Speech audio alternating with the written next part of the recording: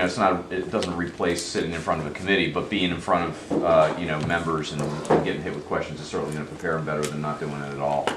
So Drew is going to be interviewing January 6th, I think, at the Knollwood Club, which is a really good club outside of Chicago, where Keith Foster did some work, and where the head pro, Wade Gurish, is originally a Philly guy. He worked at Saucon Valley. So we have a good connection there. And then Daniel, although it's not official, it's behind the scenes, there's a lot going on. Daniel's going to be interviewing for the head pro job at Waynesboro. There's what Waynesboro's doing is a little different. They're not doing a full-blown search. They're not using the PGA or search firm. They basically just identified a handful of clubs and pros who they, whose programs they respect and like, and are just trying to cherry pick somebody out of one of those places. So he's not going to have, it's not going up against 100 people. Is this a national search for Knollwood? I don't know. Did they hire? Yeah. Did they? So they have what, 5 guys that they're down to, I think, Right. right? One of the 5. Great. That's awesome. That's really good. Just from the submission of your portfolio. Yeah. And And did you have a face-to-face with them already? not yet, no. Okay. Everything's been via phone. So when we've done this a couple times, and what we do generally is trying to like put us all in fantasy land and pretend we're at Club XYZ is a little bit tough. So what we've generally done is we've assumed, so Drew, you're going to be interviewing Drew for Dan's job because Dan took the job at Augusta. I thought it was Cyprus. I thought it was Cyprus. I want a downshift. I'm gonna head over to Cedar Brook. I want an 18 hole. And Daniel will be interviewing for my job because I decided to open a bookstore. Retire. Yeah, right. So now what's interesting is when obviously you all know the club really well, so you can ask poignant questions about what you know best, which is the cricket club. And the other nice thing about this is it puts these guys on an extra heavy spot in that somebody will probably ask what are you going to do differently than Dan, and they got to be able to answer that question. That would be the same, and the analogy I gave. Nothing. Yeah, the analogy I gave these guys is like, if a president at a club that you're interviewing at asks you a question and you fire out some answer without really understanding, maybe the president's on the complete opposite side. So you got to be able to recognize, the sensitivity of the question and answer it in a way that's relatively politically correct while still answering the question. Just like Jim Smith does in every email. Exactly. So I asked everybody if you wouldn't mind to basically come with one question for each guy. What we're going to try to do, if we can, is I don't want to keep you here that long. So my thought would be is we'll go 30 to 45 minutes with the question and answer session. We're filming everything for future reference. Then Drew will finish up. We'll grab Daniel, hook him up. We'll go through the same thing, and then we'll sit Drew and Daniel down here. And I think it would be good for for Drew to hear about Daniel's interview and what he did well and what he didn't do well, and vice versa. And hopefully we can get everybody out of here no later than, let's say, 10 o'clock. Is that okay? Great. So you are interviewing for Dan's job, my friend. All right. So and I guess I'll kind of help moderate it. But why don't you introduce yourself and tell the committee a little bit about who you are? I'm Drew Barnett, Wissahickon superintendent. I've been here for 4 years, and it's been a fun 4 years working with Keith Foster and getting the project completed. So I look forward to hearing all your questions. Sure. What I'm going to do is basically just cherry pick people. So I'm going to start with Dr. Cutler and ask him to ask the first question. Okay. And I didn't know that preamble that you gave when Okay. I was interviewing for Dan. So mine's a little bit more generic. What's the most challenging part of your job, and what's your skill set that you have to overcome it? I think the most challenging part of any golf course job is developing a crew and a group of people that are all committed to the same goal, making the Philadelphia Cricket Club the best possible golf course that it can be. Yeah.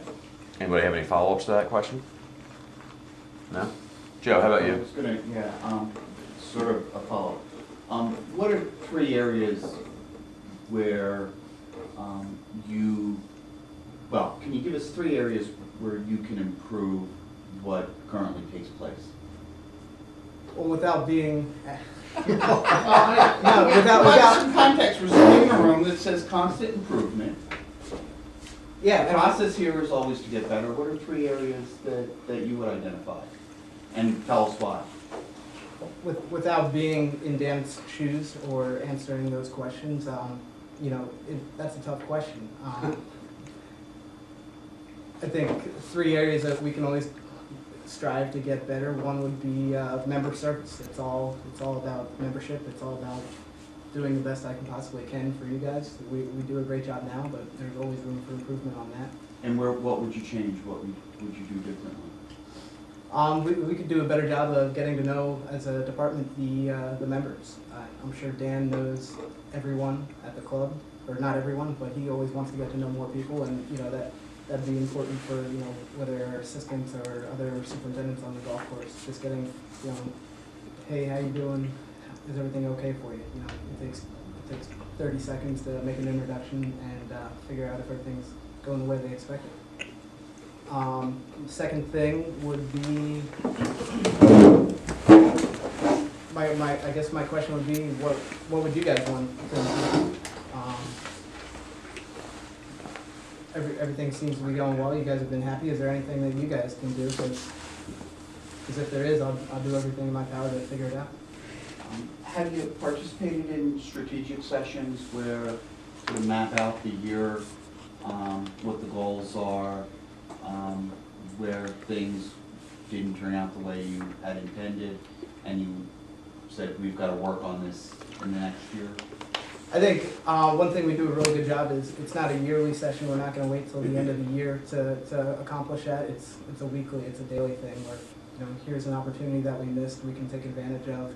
You know, let's make sure we don't have that happen again. And that's, you know, the big board is great for constant improvement. If we see something, if the snowplow wasn't ready when we had 6 inches of snow in November, we're going to make a note on that. And, you know, November 1st, we're going to have our mechanics make sure we have salt and snow ready. And we're gonna make the mistake once, but we're not going to make it again. What was the last thing that you identified in your current position? We need to fix this. This process doesn't go as smoothly as it should. The attention we're paying to this particular area or hall isn't accomplishing what we want. Yeah, I think one thing we did is recently we changed our aerification process. Before we would throw sand all over the place with our top dresser, blow it around, and it really wasn't accomplishing what we needed, was to fill the holes. So that being said, we started, it's a little more harder work. We hand top dress the green, so we throw it out by shovel and brush it in, and it, you know, it's been a good change. We keep machines off the greens and provide a smoother surface for the members as soon as the process is completed. How much labor did that add? That's a good question. We track most of our labor. We didn't track that process, and something going forward that we will track and see the difference. Gotcha. Any further questions there, Mr. Griffin? Anything in particular that you want to know about from him? You mean along these lines? No, separate. Okay. Yeah, new topic. So how much do you know about our course, being the course we're interviewing you for?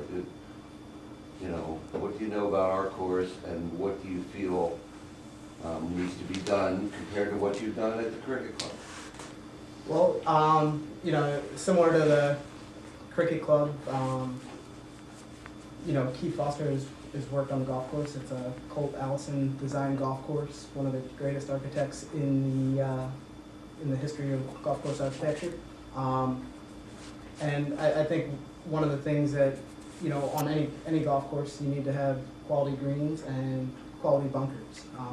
Those are the two areas that are important to most golfers. So, you know, we're going to work hard to maintain 100% turf cover on greens, and also, you know, avoid bunker issues, whether it's plug lies because there's too much sand in the faces, or you know, unraked bunkers or what have you on those kind of issues. Mr. Let me Walters. jump in there, yeah. Sorry. My question was very similar, particularly because you're one of 5 people. Mm-hmm. So there's competition. And so my question was, while preparing for today's meeting, what did you learn about our club during your advanced study that we need to improve or grow? How can you help us provide solutions? Well, I think one thing is, you know, I'm going to be a part of the team to improve Knollwood. You know, that's going to be working with Keith Foster, your your architect. It's going to be working with the USGA agronomy services. It's a team effort to provide a great golf course. That being said, I think there's many ways we can improve, whether it's better communication with the membership, getting the goals out and the successes of the club out in the public eye, whether it's via Facebook or Twitter or social media, or if you guys don't want to do that, more frequent communication via email or just getting to know members better. Susan? Talk to me about your plan for the first month you're on your new job, and if you haven't given any thought yet to that plan, how do you intend to go about doing that? Absolutely. I think, like I said earlier, people are the most important most important part of developing any staff. So we need to, make aware if there's any areas where we can improve. Make sure we have a full staff ready to go for the spring season. And then the next thing is providing great greens. If we need to improve some growing environments via drainage or using fans in the summertime, we want to identify those areas and make sure we have a plan to head into the summer, get you through the difficult summers. So when you start on your first day, how are you going to find out about those things? The first day, I think. Or the second day, or the third day? Absolutely. I think you start with having a sit-down meeting with your key staff members and just getting to know them better and to see if you can trust them, if you can't trust them, if I don't know, I haven't talked to them, so getting to know them is going to be critically important. How many direct reports do you have at Wissahickon, and how many will you have in the new position? I have one right now.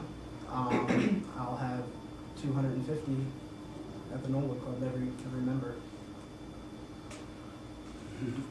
Which means more of the staff. Well, I'm talking about staff. staff, yeah. I'm talking about how many people do you supervise now, and how many people will you supervise in the new position? Sure. Right now we have 18 staff members, and in the future it'll be around 22. Mike? Certainly your position has a large scope of different duties and phases of the golf course that you're involved with. What do you get the most enjoyment out of? What do you have the most fun with? And then what do you think that is always a struggle? It's always something that you're always working on. Is it the weather? Is it what is it? Give me like the two different ends of the spectrum of what's the most fun and the easiest, and then what might be the most challenging. The great thing of being at a seasonal club, we kind of get to see it all. I really enjoy early spring, April, May, June, when the golf course is playing phenomenal, everything's growing in, everything's green, and just providing a great experience every day. I really truly enjoy that, setting up the golf course every day for member enjoyment. And then on the other end of that, I also enjoy the projects, whether it's in the summer or in the winter time when we can take on some projects to help improve your club. Some of the times that aren't as enjoyable are July and August. July and August, there are times where you're still providing great conditions every day, but you've been doing it for 6 months. It's hot, it's long days, but those are the times you need to just kind of buckle up and grab the bull by the horns and get after it every day. You can't let your guard down then. When you have those summer months with the intense, whether it's thunderstorms, heat, whatever, what is your experience showing you, or what ideas do you have to help us as a club get through those areas and try to maintain the highest level you can? It's not a 1 month plan to get you through August or July. It's a 365-day a year plan. Every day you're building your programs to have success for them. Like I said earlier, we can improve growing environments via fans or drainage. There's other aspects of proper cultivation, aerification, top dressing, and things along those lines. Also, perfect moisture management is the most critical thing all summer long, all year long. We check moistures every day, and by ensuring perfect moisture throughout the year, we're going to provide perfect greens throughout the year. So what you do in April and May can have an effect on July and June and July and August. Absolutely, absolutely. If you're trying to make up ground in July and August, you know, you're just. Too late. Too late. Yeah. Yes. Bob? You mentioned projects, and I'm sure you're aware as the job responsibility requires you to have a very varied background in budgeting and working with key management and the general manager. So tell us about your experience in that regard, regarding the grounds budget and the experience you've had and what you know of the grounds budget that you will be managing. That's two different questions. Okay. First answer for managing the budget. It's something I've worked closely with in the past with superintendents, developing not only our yearly budget, chemical budget, equipment loan or lease programs that work closely to figure out our needs and what they're going to cost, as well as chemical early order programs and our chemical spray program for a yearly budget. In addition to that, I've worked closely on the complete Wissahickon restoration budget. So that was a $7.5 million project that has come on, that was delivered on time and under budget. And your second question, Stuart? Can I ask a follow-up? Sure, Joe, go ahead. We're, you know, the club's invested a lot of money in Wissahickon, the renovation. What are the what are the unknowns and the hidden costs that once the club, once the course reopens for play, Memorial Day, where we'll get, you know, where are we gonna all of a sudden find out, oh my goodness, there's a drainage problem here. I don't know anything about course architect, where there's going to be a backdoor meeting of, oh man, we need to spend big money to fix this problem we weren't aware of. Where are the potholes? Where are the problems? As far as the quality control in the project, I don't think we'll have one. You know, that was my job to ensure that we don't have one, so I hope we don't have one. As far as But other courses, other course renovations. Yeah, absolutely. Restoration. I think here it's going to be the amount of labor to maintain the bunkers. It's a lot. It's going to be double the amount of time, whether you choose to do hand raking or sand pro raking, or just the sheer amount of labor involved in weed eating and push mowing the bunker faces. All right, the second part of my question was, you've had I guess I'm going to talk more about the opportunity than this club, Sure. if that's okay. Yeah. You've had an opportunity to meet with our general manager and walk the facilities. You've seen our budgets. Can you talk a little bit about what your impression of the current budget is from a financial perspective? Yeah, absolutely. I think the budget is sufficient to, you know, I think your goal here is to be the best club in Chicago. I think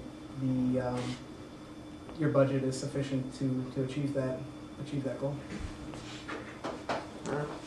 Why should we hire you? Well, I'm sure you've interviewed or are going to interview, you know, 4 other capable people. One thing that when I come to Chicago, this is what I'm going to do. I'm going to make Knollwood Club my #1 priority. I'm not married. I don't have any kids. You know, it's going to be my sole focus, and I'm going to do everything every day to make this place the best it can be.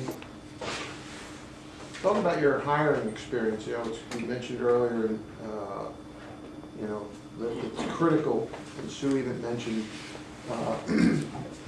obviously you wouldn't have probably met any of the existing staff, but talk about your hiring experience. You know, tell us a little bit about that. Yeah, absolutely. For hourly staff, I think I've had my best success in talking to reliable employees that are current employees at the club and seeing if they have family or friends that are looking for a job. It seems like most of the time, if you're a quality employee, you're going to hang out with people that potentially could be a quality employee.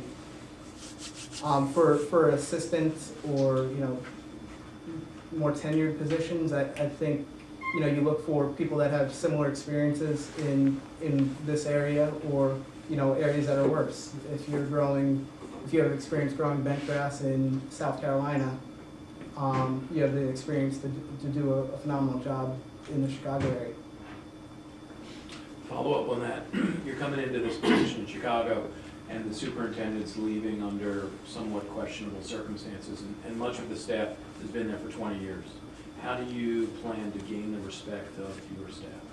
I think with most Hispanic staffs, which you guys have is mostly Hispanic staff, you know, it starts with strong leadership. It starts with, you know, clear communication to them and what are the goals of the club and what are the goals of the department. Once those are communicated, once those are communicated, I think, you know, showing your work ethic helps out a lot. You know, this isn't a position where I'm going to be digging ditches, but, you know, just showing time out in the golf course and correcting and teaching are critical to keeping the staff motivated.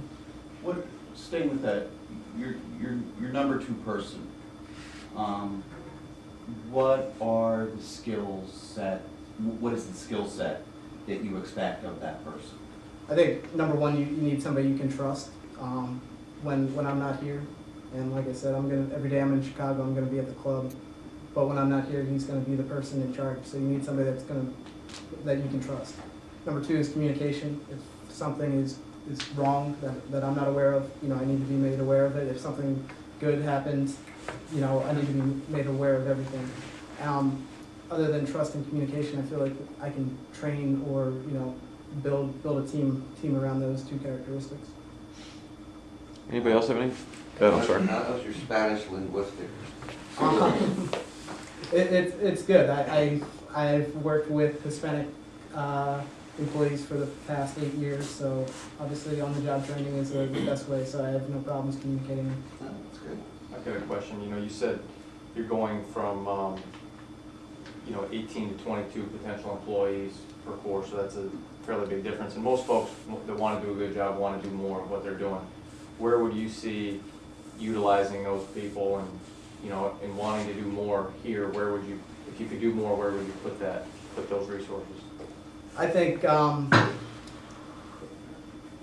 bunker maintenance would be one of the biggest things, whether it's trimming or raking, to provide smooth bunkers and playable bunkers every day that you guys are out here. In addition, I think you can with more people you can just accomplish more tasks in a quicker way, and getting employees off the golf course and letting you guys enjoy the golf course. You mentioned working on the restoration project and a $7.5 million budget. Can you be more specific in where your responsibilities, where your time and responsibilities fell from the beginning of that project to completion? Yeah, absolutely. I was responsible for all the material management, so the invoicing, the deliveries, getting the phone calls from the truck drivers saying where do we need to dump this. So all that fell on me, as well as communicating between the contractor and my boss, and also helping out wherever we needed help. I'm seeing a visual planning process behind you. Mm-hmm. Is that something you would intend to continue or to implement? Yes, absolutely. I think it's nice for members to see that we have a plan and we're implementing the plan, and it's great for staff. Except sometimes members like me have never been up here, so I never knew that. So from your perspective, for your work. Oh, I think it's great for our staff as well. It's very visual. The staff, no matter if you're Hispanic or Caucasian or whatever, you pretty quickly realize that red days are days that we need to be here, that we have an event that's going on. So, they know not even to come up and ask me, hey, can I have vacation, the first week in June when we're airifying greens. They can all see that, and that's a good communication tool for them as well. So we're at the very end, which is paint the floors, I think. Clean the floors. Mm-hmm. So what happens next? Does everything come off the board and you start, when do you do that? When do you do 2014? That will be done as soon as the golf calendar is done. I'm not sure if it is done yet, but we'll update all the white cards on there, which have all the golf events. Mhm. And then everything else is just kind of fill in the blanks. It's, they're standard There's practices. standard things that are Yeah, there so that they don't on get a certain changed. day. Yeah. I sent Dan the calendar 2 days ago and it's a disgrace that this isn't ready. Yeah, what else do they have to do right now? Christmas shopping should be done. Yeah, exactly. That's right. Does anybody else have any other follow-up questions? Yeah, I have a Mr. Walter? question I think needs to be prepared for, and that would be from a professional standpoint. Where do you see yourself 3 years from now, 5 years from now, 10 years from now? And that's a little bit of a loaded question, so you need to be prepared for that. I would love to be at the Knollwood Club. It's a phenomenal opportunity. It's everything that I would ever want in a club. It's, you know, an old golden age architecture design golf course with great members in a great city. So I they'll will- say that there, When and you don't when get say that in job. Albany, What are you gonna say in Albany? yeah, what do you say in Albany? You're gonna say the same thing? Same Because they're not gonna question. interact, It's so they're not- not gonna know. Yeah. It's not a golden age. What job's up, what job in Albany? Mohawk? Okay. Are you from Chicago? No. Yeah. Where's Mike, Well, that was Mike, my you had follow-up a- question. Where are you from originally and where'd you grow up? Just outside of Reading, Pennsylvania. Okay. Born and raised there. Okay, so you're okay coming further north where the seasons are a little different, a little colder? Yeah, absolutely. Okay. any other questions? This is going along a little bit, you know, smoother and more quickly than I expected, which is great. So I think what Well, we'll that do doesn't is, say much for us. well, no, it's, you know what, this is a microcosm of what he's gonna end up having to deal with, so whether this is a 10-minute or 20 And we're or. gonna follow I back just- up with Yeah, that. so what we're gonna do is ask you to, you know, head out, and Yeah. we'll bring Daniel in, and we'll do the same thing with Daniel. Although it sounded like, based on what we were just going through, you all know Waynesboro well enough, so